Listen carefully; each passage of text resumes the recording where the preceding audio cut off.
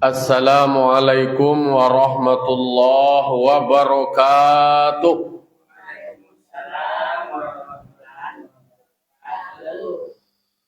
Alhamdulillah. Alhamdulillahilladzi arsala rasulahu bil huda wa dinil haqq liyuzhirahu ala dini kullih wa kafa billahi syahida.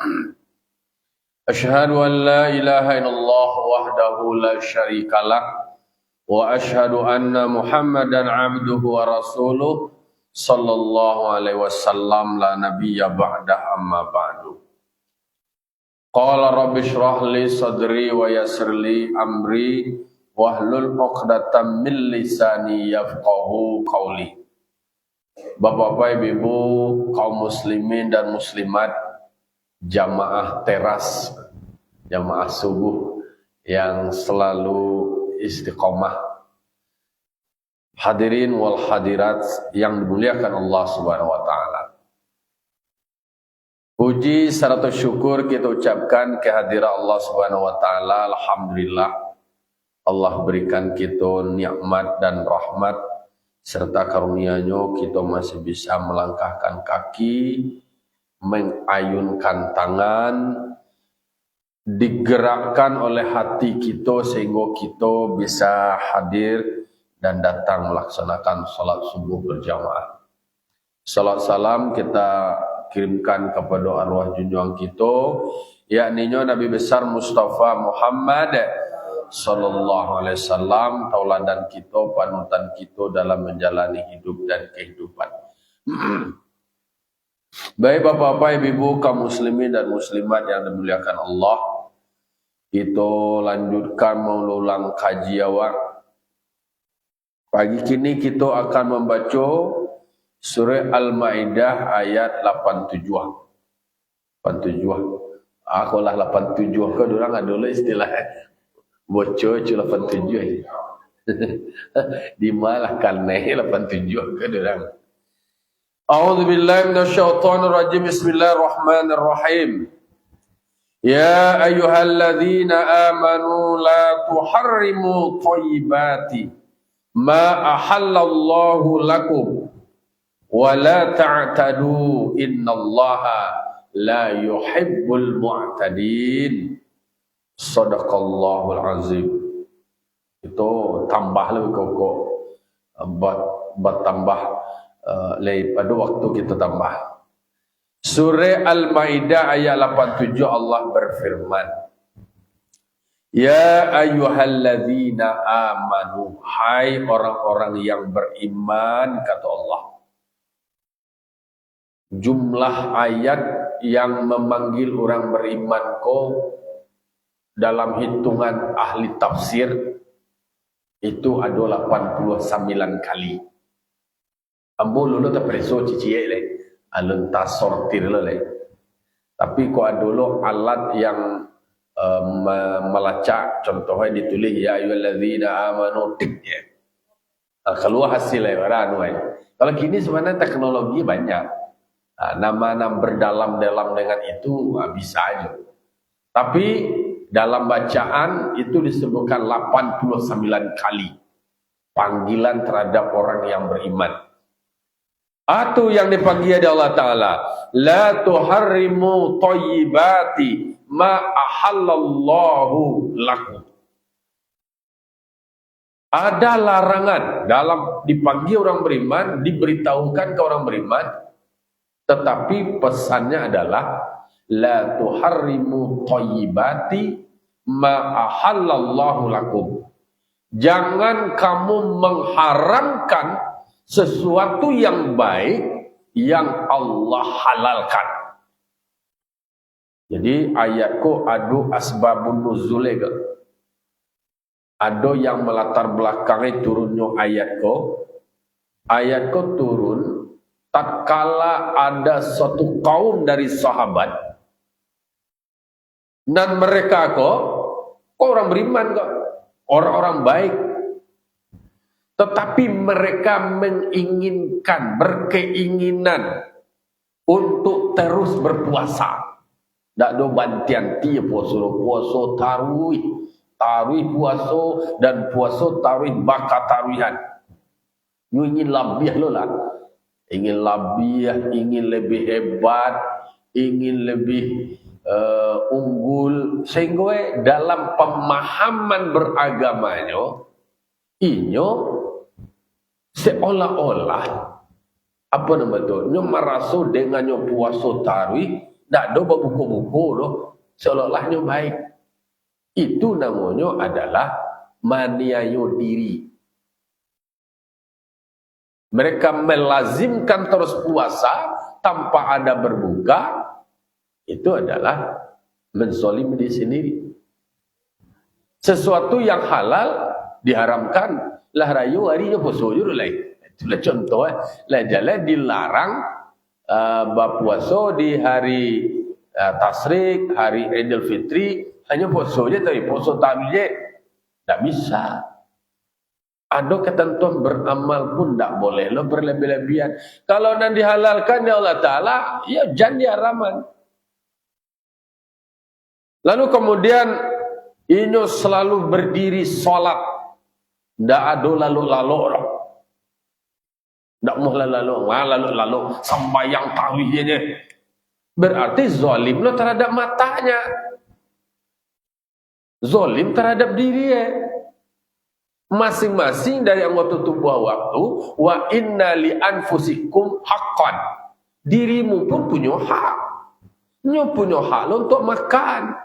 Punya hak lo untuk lalu.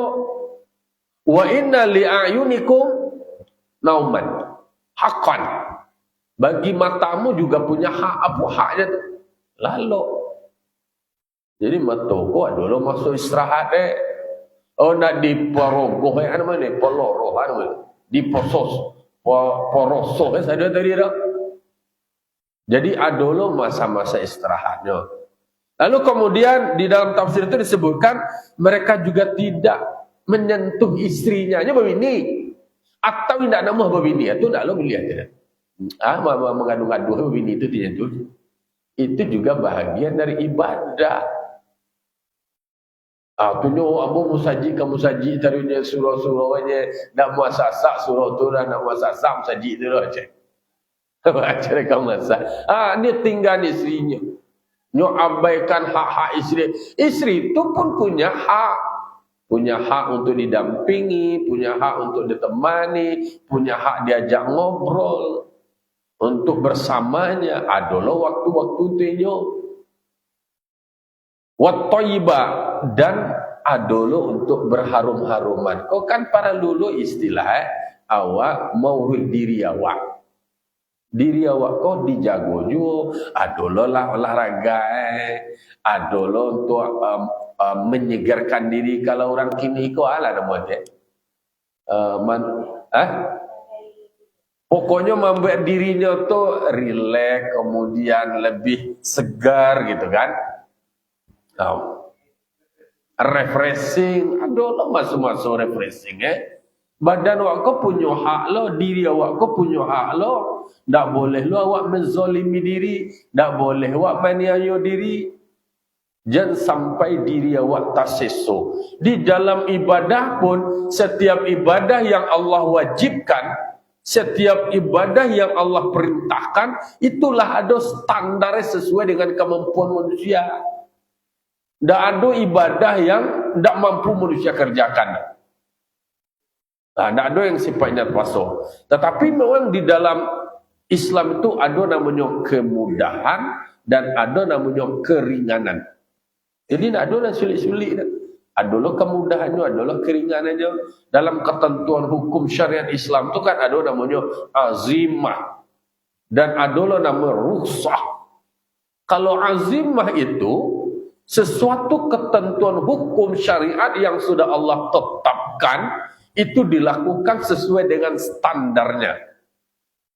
Tetapi, dalam kondisi-kondisi tertentu, adalah yang namanya rukhsah. Ada yang namanya keringanan. Ada yang namanya kemudahan. Dalam suatu ibadah contohnya, dalam bentuk keringanan itu, adalah unsurnya itu, adalah bentuknya. Contoh, kalau bagi pelaksanaan haji, Kan ada syaratnya. Untuk bisa melaksanakan haji harus ada istita'ah. Harus ada kemampuan harta membiayai dirinya. Adalah ketentuan istita'ah fisik.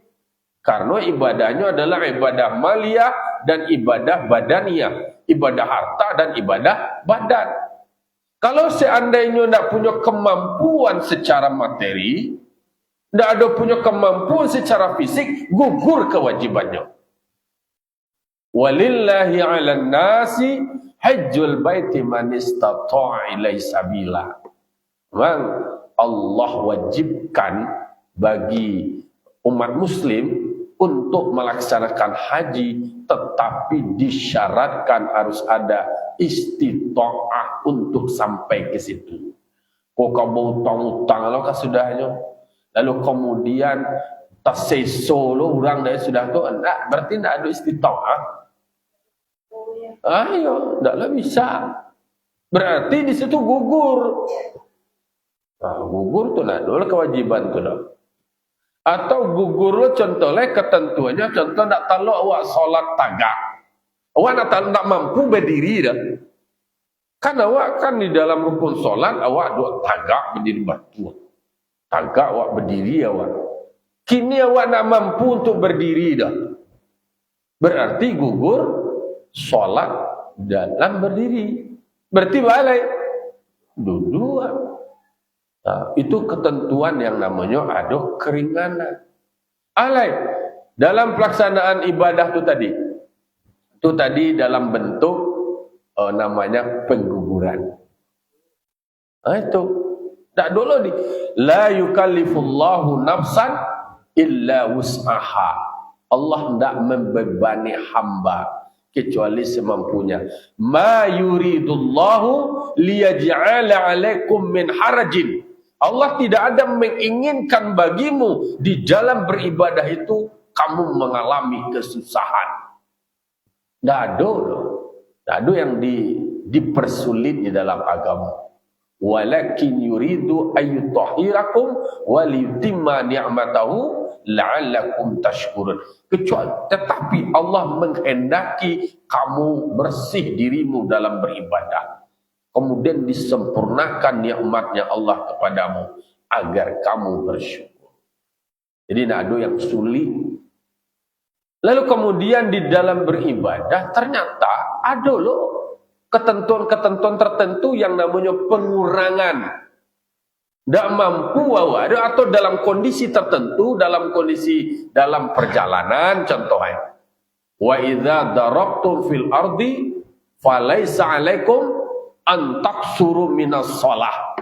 Apabila kamu berjalan di muka bumi, kamu melakukan suatu perjalanan jauh, maka ada yang namanya keringanan yang Allah berikan dalam bentuk pengurangan. Atau salat kasar.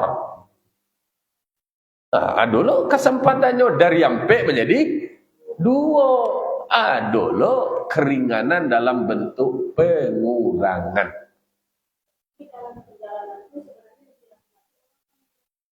Iya.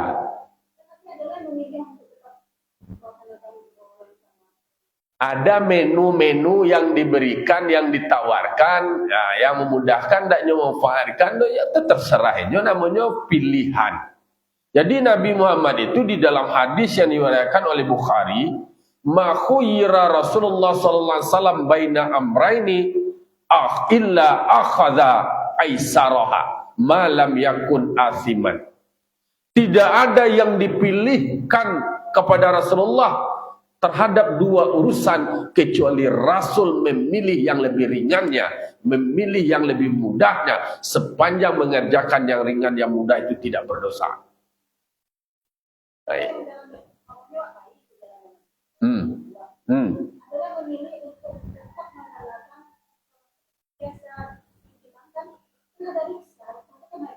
Itu makanya dalam beragama harus ada ilmu. Ada ilmunya, ada keringan, dan itu pun tak lo salah dah Nemes. Tak dulu salahnya melakukan itu dah. Tak boleh lo menyalah itu dah. bahwa ada keringanan yang diberikan, inyo tidak mengambil itu juga tidak ada masalah. Nah, itu urusannya loh. Dan jadi Allah berikan menunya itu. Allah berikan opportunity, Allah berikan semacam peluang, Allah berikan kesempatan. Mau silahkan. Ketentuan umumnya secara azimahnya seperti itu. Dalam kondisi-kondisi tertentu, ya kamu boleh ambil menu pengurangan. Yes or no? No, itu malah besar. Oh, aku nak nambah mana? Nak besar. Itu yang perlu dimengerti di dalam beribadah kalau awak basamu. Contohnya kalau melaksanakan jamaah haji itu, contohnya inyo pai bersama-sama di imigrasi di bandara Jeddah atau Madinah. Kan tuh antrian tuh. Waktu sholat masuk. Inyo pai sholat dulu. Kecewa kan secara umum kan encak nama itu. Solat di awal waktu mah. Tapi dia ulahnya, inyo hilang, dia tinggal, ikut terganggu, dan lain tak gaduh deh. Itu mah kok dalam beribadah kok harus ada lo ilmu Kalau awak kaku-kaku saja, awak dalam konteks rombongan kok, jadwal awak ditentukan, waktu jam barangkali sekian. Nyo karya lo nadinyo tu. Itu akhirnya menyeso yang orang lain. Tak boleh awak ada gara-gara awak tanya orang. Itu dalam beribadah harus diberikan pengertian seperti itu. Memang banyak harus dipelajari. Dan di dalam satu konteks ikon dan apanya kuncinya terkatu.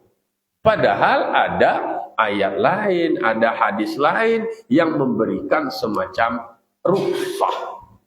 Kan ikon nama tadi, kan ayat kan bicara jangan kamu mengharamkan apa yang Allah larang. Nyo puasa dia tarawih, padahal ada waktu berbukunya, ada awak nak boleh puasa itu namanya sama mana diri. Itu solat dia tarawih, sementara nak ada nyo istirahat. Tak ada nyo lalu, itu menyeso diri. Itu untuk urusan dirinya, dia baru tuan. Dia orang tu kok sakit urusannya lah. Tetapi kalau nyo bersama-sama lo, dia orang contoh dia gara-gara nyo tania nyo orang. Apa maknanya? Itu ada ilmu, tak bisa ego, tak boleh egois. Itu banyak contohnya. Ada minyak solatnya bini, kau ni dicecali bini dah. Nak disentuh bini dah. Awak beribadah, itu namanya berlebih-lebihan lo. Itu nan halal baharam nama itu. Ini jo bini itu mengecek jo bini pahala lo tu. Apa lo bergaul dengan istri justru pahala lo ibadah lo gitu. Jadi memahami keterkaitan satu ibadah dengan ibadah yang lain itu juga harus dipahami. Janganlah dihalalkan di Allah Ta'ala, diharamkan pula. Janganlah berbini, bini itu sawah ladang itu. Harus dipangkui sawah ladang tu basuh itu. Kok dicecali jauh aja deh, dia abai aja. Itu namanya adalah menzolimi lo tu. Lalu wala yakulun al-lahma. Indah muahlonyo memakan daging doa. Memakan daging. Beko kau memakan daging wa anu napas wa deh kau semacam Dalam konteks-konteks amaliyah tertentu kan ada nama sulua dalam pendekatan torikat. Tapi tak bisa mengharamkan nama yang dihalalkan Allah tak. Tapi dalam kondisi-kondisi tertentu ada praktek-praktek ritual tertentu ya silahkan, tapi tidak boleh menzolimi diri, tidak boleh menjerumuskan diri dalam kebinasaan. Maka tujuan dari syariat itu, maqasid syariah itu salah satunya adalah hifzun nafsi, menjaga nyawa, menjaga diri. Termasuk juga hifzul akli, menjaga akal. Termasuk juga hifzul nasli, menjaga keturunan. Termasuk juga hifzul mal, juga menjaga harta. Jadi makanya tak boleh ada yang menzalimi diri dengan dalih ingin lebih baik. Nama itu sama ingin melebihi Nabi Muhammad lah tu. Dijawabnya Nabi Muhammad ketika ada ditemukan seperti itu, melapor sahabat. Aku junjungan, adonyo, beribadatnya ingin lo lebih dari engkau les. Dijawab Nabi, aku puasa dan aku juga berbuka. Aku beribadah, aku sholat, aku juga tidur, aku juga istirahat. Karena diri kita juga punya hak, mata kita juga punya hak, tubuh kita juga punya hak. Ada haknya untuk istirahat. Aku juga punya istri. Aku gaul istriku. Aku juga memakan makanan yang Allah halalkan. Jadi makanya beragama adalah berilmu. Beramal harus dengan ilmu. Nak namuh raso-raso je. Oh ingin lebih lah. Kok sampai yang subuh dua je. Awan agak lima, agak tujuh. Tu raso-raso kalau mak dinyo namanya. Ada ketentuannya. Jadi ada dalam bentuk kemudahan, ada rusak. Bahkan ada lah namanya penggabungan. Apa nama itu? Pengurangan tadi adalah penggabungan. Adalah waktu yang dilakukan efisiensi. Adalah jamak namanya. Jamak ku adalah dan didahuluan takdim namanya. Adalah dan diakhirkan takhir namanya. Ada kemudahan-kemudahan. Jadi nak adalah agama kau mempersulit, kadang-kadang diri awak sendiri awak yang mempersulit. Maka di dalam surat Al-Maidah ayat 87 Allah memanggil orang-orang beriman, hai orang-orang beriman, la tuharrimu ma thayyibatin ma ahallahu lakum. Jangan sekali-kali kamu mengharamkan yang baik-baik, yang enak-enak yang sudah Allah larang. Tapi jangan bekonan haram tu bahalal lo nak boleh aja. Nan haram haram, nan halal halal.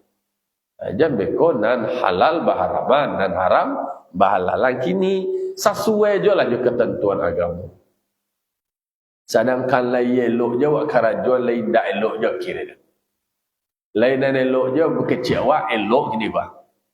Batu awak contohnya tak kakam awak anu kolah dari pagi awak maja mulai dari subuh maja wirid, kemudian kau pelok maja sekolah ke kampus ke pesantren, kemudian malam pelok ceramah wirid. Ada tu pasal sambung lah cari kecewa kan cak tu. Tu di rumah bang awak berbini, awak beranak, berdoa anak je bini kau deh ya Allah. Abak dan mak kau pergi kapayin. Tak doa awak perhatiannya ke doa. Urang kau urang dia deh. Berarti antah doanya tu lah nama kabur begitu. Berarti bisa salah awak. Zalim lah awak terhadap keluarga. Jadi ada ilmunya tentang itu masing-masing punya hak. Itu lelok je awak karajon kecewa dia tuan. Lelok je masih ada sisi-sisi yang kurang. Itu dalam konteks keluarga, dalam konteks agama. Apalagi dalam konteks dunia kerja, di maupun awak pasti saya elok nak kerja lu tentu lu dalam sudut pandang orang tu elok memandang lah. Sudut pandang awak kecewa elok kini gua. Tapi sudut pandang isteri jo anak awak bah. Alun tentu lu terlai. Itu ya elok untuk orang, itu yonya untuk kami kau bah. Dalam dunia kerja tak kata puluh. Tak dulu bisa awak di maupun berada dalam masyarakat tak kata puluh. Dalam awak memimpin mauruih lah namanya. Mulai ke pengurus surau lah namanya. Kecewa kok lah didata bana, lah dipilih bana, lah dia menurut awak rasoi bana lah sempurna. Tapi menurut orang lain, alun tentu lain. Maka memang di dalam beragama ada ketentuan termasuk jo dalam amanan harta pencarian awak dan awak cari dan awak dapean ancak dan rezeki awak cari ko untuk awak tapi dan rezeki awak itu nang kawak terima. Tak ada istilah orang tua kamu acuan tak ada rezeki yang tertukar. Semuanya sudah ada kadar dan ketentuannya. Bahwa ada orang rezekinya besar. Dan awak nak bisa lo bingit dengki je rezekinya tu dah. Kok kabar doa awak berharap ingin lo awak mendapat dan takkan orang tu berharaplah. Tapi dan punya orang tu lo tentu kan dapat dia awak lah. Kecuali istilahnya memang rezekinya terkatu. Ketentuan rezekinya yang Allah tetapkan. Maka Imam Hasan Al-Basri dalam kajian-kajiannya itu selalu mengatakan bahwa aku bersyukur sebenarnya tentang dua hal.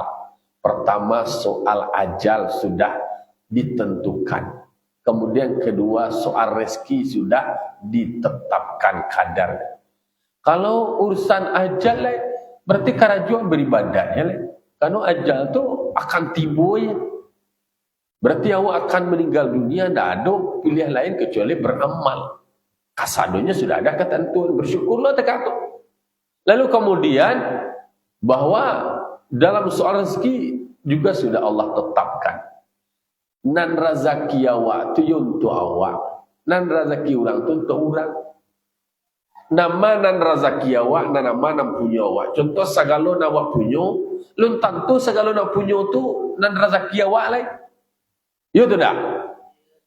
Ini kau awak punya banyak harta, banyak ikut segala macam. Nan rezeki awak tu yang sekedar nan awak manfaatkan. Tetapi nan awak miliki kecil awak tu ketika mati awak balik.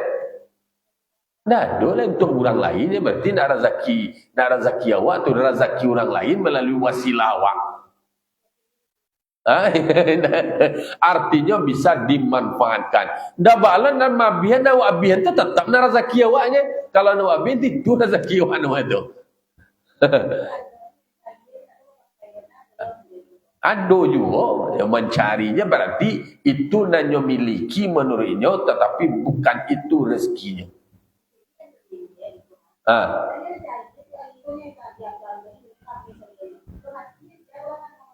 Itu makanya boleh mencari diandoan, tetapi di dalam diandok itu ada loh hak orang lain di dalamnya. Ada loh hak orang lain di dalamnya itu berarti itulah untuk awak dikaluan lo zakatnya, dikaluan lo kewajiban dari apa yang awak dapatkan itu tadi. Jadi memang di dalam beragama ada ketentuannya. Kembali lagi kepada surah Al-Maidah ayat 87. Jelas ada ketentuan yang sudah Allah tetapkan. Maka kalau yang halal, ya udah nikmati. Gunakan, manfaatkan. Jangan sampai kamu haramkan pula. Jangan berlebih-lebihan. Beragama juga tidak boleh yang namanya wulu. Wulu itu namanya berlebih-lebihan ekstrim. Sampai menyiso diri. Kan banyak lah baca tu dalam surah Al-Maidah ada, di dalam surat Ali Imran juga ada yang menceritakan tentang itu. Kayak hulu itu yang berlebihan itu kan ada kaitannya tentang Nabi Isa tu. Dia karena berlebihan memuji Nabi Isa, sehingga pemahamannya mengkultuskan. Kalau kini kan ada filem Malaysia yang viral namanya. Yang viral filem mungkin ibu tak ada menonton. Ada nama bid'ah namanya Walid. Si Walid namanya. Oh, Walid konyo anulah kecilnya mendefinisikan sebagai tokoh panutan. Sehingga bagaimana cara menerjemahkannya basuh telapak kaki diminumnya orang tu kemudian buat narasi-narasi itu secara berlebih-lebihan. Yang jadi kontroversi lah. Lalu kemudian itu dalam bentuk praktek-praktek yang berlebihan sehingga leluasa lo terhadap menukir nak muridnya nak gadi-gadi je. Alahnya salah saya lo sekali. Nah itu Nabi Isa itu karena pengikutnya itu berlebih-lebihan memuji Nabi Isa. Lupanya bahwa yang dimiliki oleh Nabi Isa kemampuannya itu dia mampu menyembuhkan orang sakit biras, bisa menyembuhkan orang buta, bisa menghidupkan orang mati, semuanya tetap bismillah dengan izin Allah. Tapi bagi pengikutnya justru dianggapnya itu keutamaan dan kelebihannya dan kemudian offset menjadikan Nabi Isa sebagai Tuhan. Nah, itu kekeliruannya. Maka Nabi Muhammad dalam hadisnya dikatakan wala tatruni, jangan kamu berlebih-lebihan memujiku, kama atratin nasara ibn Maryam, seperti kamu memuji Isa putra Maryam yang secara berlebih-lebihan. Jadi tidak boleh memujinya berlebih-lebihan. Innama ana Abdullah, sesungguhnya aku ini adalah hamba Allah, kata Nabi. Maka katakanlah aku hamba Allah dan utusannya Allah. Jangan kamu mengutuskan aku berlebihan seperti umat Nasrani berlebihan memuji Nabi Isa. Maka Nabi Muhammad mengingat itu, wa iyyakum wal ghulu fiddin, jagalah dirimu dari berlebih-lebihan pada urusan agama. Disebut mana tu? Wa iyyakum wal ghulu fiddin, berlebih-lebihan dalam agama. Dibuktikan di dalam sejarah. Innama ahlaka man qablakum al-ghulu fiddin, sesungguhnya binasa orang sebelum kamu karena mereka berlebihan dalam agamanya. Jadi kalau sholat, sholat, dirikan sholat. Mau kemudian sholat tahajud, sholat sunat ini, sholat itu dan semacamnya, iya. Tapi gunakan juga waktumu untuk istirahat. Berpuasa, tetapi ada pula maksudnya berbuku. Berkeluarga, punya istri, makan daging juga tidak ada masalah. Makan enak juga tidak ada masalah. Beku sampai jo lalu-lalu, dia nak lalu dia kasua dia dah. Tu kasua dia nak lalu dia kasua, tu namanya ekstrim berlebih-lebihan. Wala ta'tadu, konyo kata Allah Taala, jangan kamu melampaui batas. Jadi sudah ada ketentuan-ketentuan dalam beribadah, dalam agama, tak bisa melakukan sesuatu itu secara berlebihan sehingga melewati batasnya. Yang halal kemudian berharaman. Tak bisa. Innallaha la yuhibbul mu'tadin, sesungguhnya Allah tidak menyukai orang yang melampaui batas. Itu yang disebut dengan offset tadi. Maka kata Nabi, wala tutruni, jangan kamu memujiku berlebih-lebihan. Kama atratin nasara, seperti yang dilakukan oleh umat Nasrani terkait dengan Ibnu Maryam, putra Maryam. Berlebih-lebihan itu disebut hulu. Di ayat 88 lanjutannya kita tambah ayat lain. Lembek pagi ini Wa kulu mimma razaqakumullahu halalan thayyiba. Kata Allah, makanlah sebagian dari apa yang sudah Allah berikan rezeki kepadamu yang halal lagi baik. Kau tadi tu. Namanan Allah berikan rezeki, itu nak kau awak, itu nak kau makan, buat makan dan punya awak. Jangan punya orang nak makan. Nam punya awak jangan dimakan. Kau punya orang nak ambil, itu lah nak makan. Itu nak merusak diri awak. Akan banyak hisapnya. Jadi banyaklah problemnya gini kau. Kalau seandainya awak banyak dapat, tentu akan banyak lu hisapnya nanti. Hisapku sambung jo pertanyaan, di tracking, di preteli, ditanya cicie. Kalau awak belanja ke minimarket, banyak nak awak beli, lama nak waktu lama kan berputar-putar lu, dia ambil kucie, disembah pakai gerobak tu kan, dia ambil kucie. Kemudian ketika membayar tu lama lu dia tahu cie, kau anu kau sekian ada gue pak, kau anu kau ada gue pak. Banyak pertanyaannya, banyak catatannya, lama waktu. Tapi kalau sesuatu yang banyak yang Allah berikan kawan, kemudian waktu penggunaan pula kepada kebaikan, justru punya nilai baik pula, lebih baik pula. Artinya adalah bahwa dalam sisi tertentu, buat syukuri apa yang Allah berikan. Diberikan oleh Allah banyak, alhamdulillah. Kok banyak lagi Allah Ta'ala tidak ada waktu lalu, itu dah rezeki Allah berikan kawan. Tetapi tasarrufkan, manfaatkan untuk kebaikan. Lalu kemudian Kalau yang tarimo seketik berarti tulung dan rezeki awak. Dan wak rezeki awak terima, wak syukuri, Allah berikan sebuah jaminan, la in syakartum la azidannakum wa la in kafartum inna azabi lasyadid. Jadi dua dilema itu. Banyak harta berarti banyak hisab. Kalau awak bersyukur, bisa saja itu akan menjadi baik. Lalu kemudian banyak harta, kemudian awak sombong, awak kufur, konsekuensinya adalah azab pedih. Akan menerima hukuman yang berat. Allah mengatakan azabnya amat pedih. Maka Allah perintahkan, oke, sekarang ini kan ada diskusi awak sebelum memang pernah Gus Bahak ditanya orang, Gus, kok Al-Quran bicara soal tetek bengek, soal kecil-kecil, soal makan dan minum, mana soal Tuhan-Tuhannya cerita aja. Disangka sepele, kau dan besar kau masalah makan kau, baca kak orang dia masalah makan kau. Orang daripada baca kak juga galang-galang, biarlah baca kak aja orang. Amuh dia membunuh orang gara-gara makan kau. Adik gara-gara harta. Jadi mengkonyo Allah menyebutkan wa kulu mimma razaqakumullah halalan thayyibah, makanlah nama yang sudah Allah berikan rezeki kepadamu, tentu yang dimakan adalah yang halal. Halal kok berarti cara mendapatnya baik, kemudian yang dimakan itu pun baik. Tak boleh memakan sesuatu yang kemudian merusak diri awak. Tak boleh mengkonsumsi sesuatu yang merusak pikiran awak. Mabuk-mabuk tu namanya itu haram.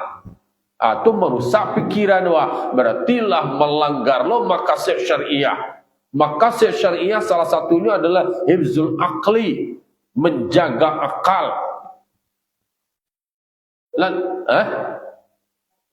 Narkoba tak boleh. Narkoba itu merusak diri.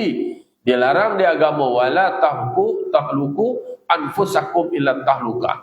Jangan kamu wala tulku anfusakum illa tahluka. Jangan kamu menjerumuskan dirimu dalam kebinasaan. Alai thayyibah, yang baik-baik.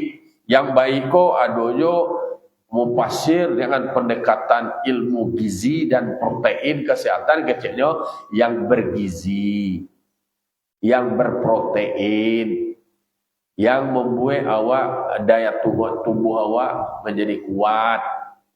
Jadi tidak karbohidratnya ada lo pengetahuan gizi awak ni. Kini presiden membuat makan bergizi. Ya sebenarnya pengetahuan tentang gizi ko saja dulu harus disadarkan. Tapi nak awak kadang-kadang sejak dulu nak bergizi kan makan idui sampai kini.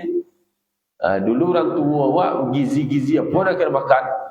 Makan ayam tu sekali-sekalinya, kalau dia kuat ayam baru makan ayam dia. Kalau nak ada nak sakit-sakit ayam, nak ada dia kuat ayam, nak ada kan makan ayam dia. Nak awak nak ada sakit, timbul ayam tu. Pada sarua sakit dibaliknya sampai ayam. Nak awak selero nak anu lain. Itulah nasib buat dulu. Di Bali talu dia buat sampai talu berlampek. Jam banyak makan-makan sambal tu di sisi awak ada sisi awak lah. Makanlah nasi lah dia agih buang-buang dah banyak. Protein dia tak ada, karbohidratnya dah banyak. Alah sikit gulu je kita ada. Makannya dah banyak, obesitas lah. Padahal ada proteinnya, ada gizinya. Jadi sebenarnya ayat yang memerintahkan terkait dengan soal makan berarti ini mempersiapkan sumber daya manusia yang baik. Kalau orang kini menyebut Indonesia emas lah. Berarti jauh sebelumnya Islam juga sudah peduli tentang bagaimana masyarakat yang berkualitas itu sendiri, umat yang berkualitas. Dimulai dari makanan. Jadi dari makanan dimakan harus halal, Lalu kemudian kualitasnya adalah kualitas yang baik, yang bergizi, kemudian yang ada proteinnya. Lalu kemudian itu ada lah cie orang kuliah itu sekolah ilmu program studi ilmu gizi. Iko Al-Quran makanya orang yang belajar Al-Quran, mengerti Al-Quran, tahu dia banyak ilmu. Jadi soal makan-makan, teori konsumsi, orang manajemen, orang pemasaran, orang ekonomi bicara soal masalah makanan, masalah ekonomi. Kecil orang Malaysia, pengamat ekonomi Malaysia, ternyata orang Malaysia pendapatan per kapita setiap warganya itu tinggi. Lalu kemudian biaya hidup rendah. Biaya belanjonya, biaya konsumsinya, ikut semacam harganya murah. Jadi makanya di sejahtera awak pendapatan awak rendah dan di Bali maha kasaduan. Nah, di Bali sado maha lalu kemudian nilainya haragoi maha kasaduan. Itu baru ko kasehat awak membeli ayam je maha. Membeli talu aja maha. Apa protein nak kata makan awak tetap masuk boleh cuba dak ya le. Boleh cuba dak, boleh paku nama nanti anak lah. Itu makanya ternyata di dalam Al-Quran itu sendiri banyak mengandung pengetahuan tentang berbagai macam ilmu. Termasuk tentang makanan bergizi itu sendiri. Lalu kemudian ada perintah makan. Karena di dalamnya adalah untuk awak makan itu adalah untuk awak bisa beribadah. Jadi hidup bukan hanya untuk makan. Tetapi makan adalah untuk bisa bertahan hidup. Dengan awak makan, awak menjadi kuat, awak menjadi sehat. Beribadahnya pun bisa sesuai dengan ketentuan azimah tadi. Tapi kalau lah sakit-sakit, awak tu lah dapat keringan lah. Dapat diskon lah. Ada taluk tagak lah. Ada taluk duduk lah. Lebih sakit je cari. Wattaqullaha alladhi antum bihi mu'minun. Bertakwalah kamu kepada Allah yang kamu dengannya Allah sudah beriman. Jadi surat Al-Ma'idah ayat 87 dengan ayat 88 ada pesan yang menegaskan sesuatu yang sudah Allah halalkan jangan kamu haramkan. Dirimu tidak boleh kamu zolimi. Di dalam dirimu juga ada haknya. Kamu berpuasa selama-lamanya. Jangan kamu menyiksa dirimu karena ada waktunya berbuka. Kamu beribadah silahkan, tapi ada juga waktunya beristirahat. Makan-makan yang bergizi adalah perintah dari Allah. Tak nama badak kabadanya makanan. Kalau awak dulu sunnah itu makannya badak kami laki-laki. Kalau kini nak ada tetap makan yang berprotein. Sadu lama kerja dokter kini. Oh mangalo tu nak dipantang-pantang kasih duit sama sawa dulu entah kalau punya tahu aja kau lah sehingga nak mengecek orang kesehatannya anak mulia awak makan daging kan badan makan je. Itulah jadi memang mempelajari Al-Quran berarti Al-Quran sudah bisa menjawab masalah-masalah yang ada di tengah masyarakat. Justru pengetahuan awak je rendahnya. Ilmu awak rendah. Contohlah orang masalah kesehatan, masalah gizi kau. Bang kau dulu tukang sunai itu menyaranan tak boleh makan lama. Kini disuruh itu. Kadang-kadang ilmu orang kau berbeda-beda. Dulu awak pakai kok dama awak pakai kompres, air dingin, air ngek. Kini dilarang lo tu pakai dingin lo, batu kau tukar aja. Jadi lainnya pada pek amaku Al-Quran yang abadi, Al-Quran yang tidak berubah-ubah. Dulu makan buah tu sudah makan, kini asal belum makan yo lebih panik wak le. Lama tukar-tukar je hukum sesudah kau tahun baru lo kalau balik lo sesudah makan lo buah tu makan le.